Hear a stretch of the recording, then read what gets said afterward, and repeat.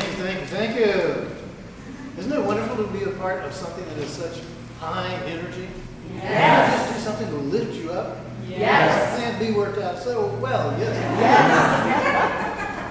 So today I want to talk to you regarding brain activities that we all have that deal with behavior. Compulsive behavior or contemplative behavior. We all know what compulsive behavior leads us to. Reaction. And it's something that if you're not thinking, if you're unconscious, then you don't realize that you're really just giving way to behavior patterns. The way that you trained yourself to be or allowed yourself to be trained to be.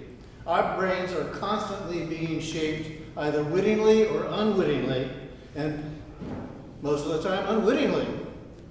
Hence why we have so many compulsive reactions to things, such as the background music I'm getting from time to time today. So, look at this, and I want to just bring out a few points that can possibly help you help yourself in reshaping your brain. I want to first mention two things that are very important to all of us while we're here. None of us gets out of this alive, so while we are alive, let's live this to the fullest that we can. Most of us want to be happy, yes? Yes. Okay? And most of us want to experience well-being. Yes. Yes, so look at it and consider, all right, well-being changes from time to time. What I considered as well-being as a younger person isn't necessarily what I consider it today. My perspectives have changed. Some of my values have changed. But I do think that all of us can agree that how we feel about ourselves, how we feel about our lives, and how we deal with adversity really result in a state of well-being. All of us are going to have adversity, and these days and times, look forward to it. Don't think it won't happen today. It will happen today. If today gets by with just a little bit of adversity, then look out for tomorrow. Tomorrow will be sure to make up for it. You take these things into account and you see, okay, what can I do to help myself with adversity? Well, first look and see, all right, it's going to happen. And what really are we talking about as far as a state of mind? We're talking about your capacity at resilience. Resilience. How quickly you recover from adversity. Because how quickly you recover from it definitely influences the amount of negative emotion that you're going to be generating. Most of us will have things that we can't anticipate are going to happen. And if we have that anticipation, then we can be more prepared than less prepared. But there are always going to be those things that we don't have that preparation for, and then we're going to have to deal on our core capacity to think about it and then respond to it instead of being compulsive and reacting to it. So to improve it, there might be some practices that you can put into place that will help you become more resilient. You might want to consider, well, we're talking about the brain, so what is the brain the house of? Maybe nothing. It's a question only you can answer. Then again, you might want to look and say, okay, I consider myself to be more than just a physical organism. Perhaps I might want to take into account my mind. If you look at it from that perspective, you see, all right, I can train myself to be more mindfully involved in living my life. If I do that, then I'm going to definitely open up to a consideration of awareness. If I don't have awareness, then I'm often subject to compulsive behavior. But if I do bring myself and present myself as being forward, my focus on what I'm doing, my focus on what is happening. If I can be present with what is, then I can have that capacity of greater resilience.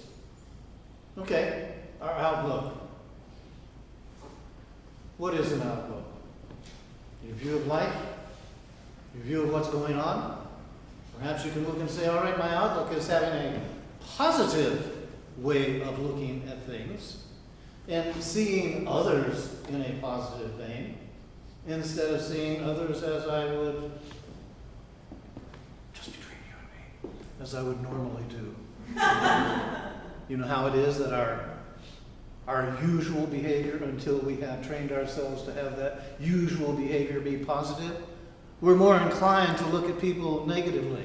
I think sometimes that we forget that we're hardwired that way, and that we have to really rewire ourselves to get more positive and have our outlook then have an influence that is positive on us in our relating to others and our view of others. Because when we can open up in that way, then we find it so vastly improves our state of well-being. It so helps us to be happier about who we are because of how we're relating to other people. Simple practices of loving kindness. Simple practices of compassion.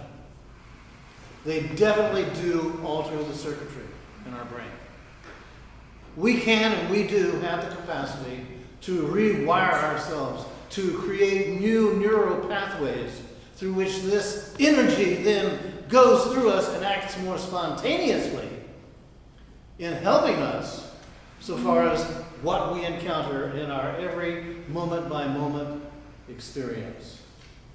William James, he was a philosopher, also a psychologist. He came to the realization that the ability to repeatedly bring back a wandering mind is the root of judgment, character, and will.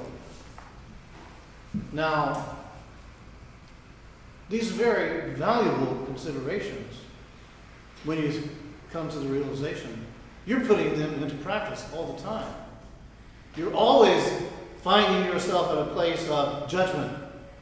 And what is the nature of your character? And what is the actual intensity of your will in your moment-to-moment living, and especially when you're faced with adversity. The last thing that I want to bring up is something that's very shortly coming up in our service, and that is our offertory. I thought it was very convenient that these two happen to fall into line, the last part of this lecture and the first part of the next of our service. You see, this has to do with generosity. We are a nonprofit organization. We live off of your generosity. And I say it to you in this context because we often miss this part in living our lives.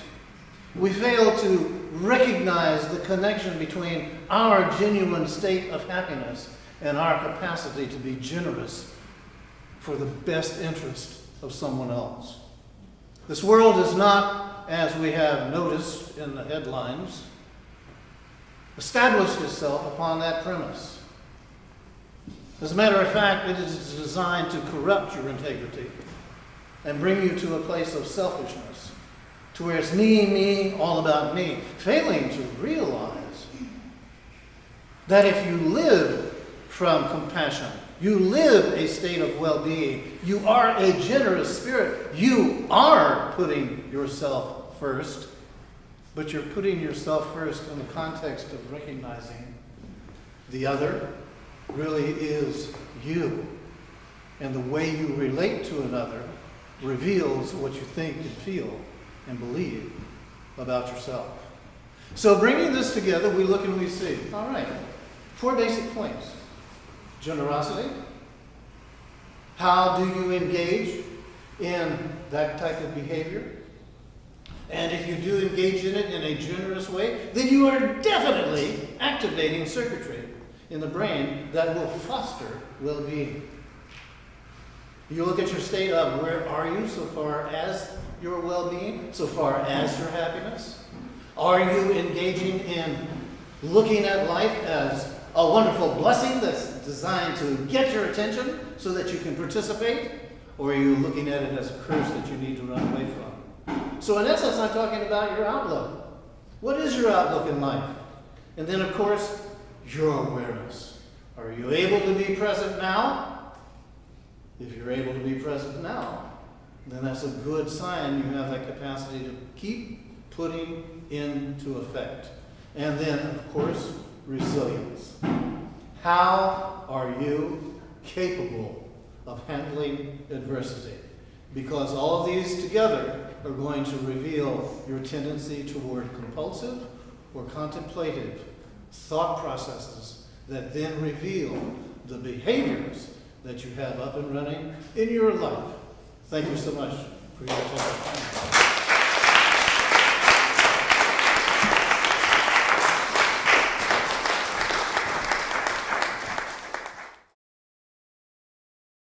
For more information about the Metaphysical Church of Enlightenment or the Rodin Foundation, please go to our website at www.rodin.org. If you have been inspired by the revelations shared in these podcasts, please donate to the Rodin Foundation's ongoing efforts to help others help themselves at www.rodin.org/donate.